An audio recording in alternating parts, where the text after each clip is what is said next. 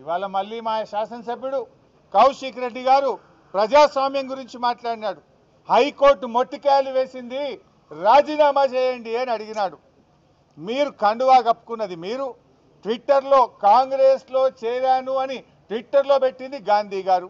కాంగ్రెస్లో చేరిన సందర్భంగా ప్రభుత్వ సలహాదారు వేం నరేందర్ రెడ్డికి కండువా కప్పినా ట్విట్టర్లో పెట్టుకున్నది నువ్వే. ఇవాళ నా నియోజకవర్గ అభివృద్ధి కోసం కాంగ్రెస్లో చేరుతున్నా అని మీడియాలకు ఇంటర్వ్యూలు ఇచ్చింది నువ్వే. పిఎస్సి చైర్మన్ కాగానే నేను ప్రతిపక్షంలో ఉన్నా, నేను కాంగ్రెస్లో సిగ్గు లేకుండా మాట్లాడింది కూడా నువ్వే.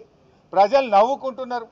అయితే డిఫెన్స్లో పడి ఇజ్జత్మానం పోయిందని, ప్రజల్లో అవమానం పాలైపోయినామని ఇవాళ ప్రశ్నిస్తే మా కౌశిక్ రెడ్డి గారి మీద దాడి చేసే ప్రయత్నం చేసింది. అంటే ఈ దాడి రేవంత్ రెడ్డి గారు చేయించిన దాడి. ఇవాళ పోలీసులు ఏం చేస్తున్నట్టు? నేను 3 సార్లు మాట్లాడాను.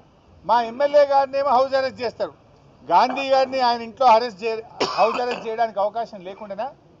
ఆయన కూకట్పల్లి నుంచి ఇక్కడి దాకా వస్తుంటే ఏ రకంగా ఎస్కాట్లు ఇచ్చి తీసుకొచ్చిండ్రు? అంటే ఇది ప్రభుత్వ దాడి, ఇది రేవంత్ రెడ్డి చేయించినటువంటి దాడి. అందుకే మేము ఒకటే కోరుతా ఉన్నాం, డీజీపీ గారిని, సైబరాబాద్ పోలీస్ కమిషనర్ను, దయచేసి మీకేమన్నా లా అండ్ ఆర్డర్ను కాపాడాలనుకుంటే తక్షణమే చట్టం మీద నమ్మకం ఉంటే, విశ్వాసం ఉంటే ఏసీపీని, సిఐని వెంటనే సస్పెండ్ చేయాలని బీఆర్ఎస్ పార్టీ డిమాండ్ చేస్తుంది.